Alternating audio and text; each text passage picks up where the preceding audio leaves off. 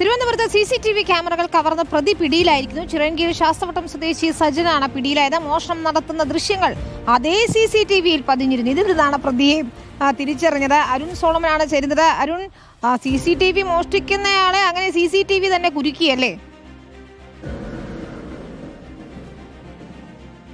വിനീത, വളരെ കൗതുകകരമായിട്ടുള്ളൊരു വാർത്തയാണ്. ഇക്കഴിഞ്ഞ ഞായറാഴ്ചയാണ് മംഗലാപുരം പഞ്ചായത്ത് കമ്മിറ്റി സ്ഥാപിച്ച CCTV ക്യാമറകൾ ഈ ചിറയൻകീഴ് ശാസ്തവട്ടം സ്വദേശി ഇപ്പോൾ സജനയാണ് ഇപ്പോൾ ഈ കേസിൽ ഇപ്പോൾ പോലീസ് പിടികൂടിയിരിക്കുന്നത്. 7 CCTV ക്യാമറകളാണ് അന്നേ ദിവസം രാത്രി ഈ സജൻ മോഷ്ടിച്ചത്. ഈ ക്യാമറയിലെ ദൃശ്യങ്ങളിൽ സജന്റെ മുഖം വ്യക്തമായി പതിഞ്ഞിരുന്നു. അതാണ് പോലീസിന് ഈ കേസിൽ വളരെ വേഗം തന്നെ പ്രതിയെ പിടികൂടാനായി സഹായിച്ചതെന്നുള്ളതാണ് നിലവിൽ മംഗലാപുരം പോലീസ് വ്യക്തമാക്കിയിരിക്കുന്നത്. അതിന്റെ അടിസ്ഥാനത്തിൽ ഇന്ന് ചിറമ്പിലുള്ള വീട്ടിൽ നിന്നാണ് പ്രതിയെ പിടികൂടിയത്. പിന്നാലെ വീട്ടിലെ വളപ്പിൽ തന്നെ ചാക്കിൽ കുഴിച്ചു മൂടിയ നിലയിലാണ് 7 ക്യാമറകളും കണ്ടെത്തിയത്.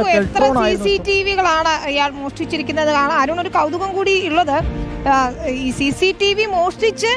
CCTV മാത്രമാണോ മോഷ്ടിക്കുന്നത്, അതോ CCTV മോഷ്ടിച്ച് മറ്റു മോഷണവും നടത്താറുണ്ടോ ഈ വീടുകളിലൊക്കെ?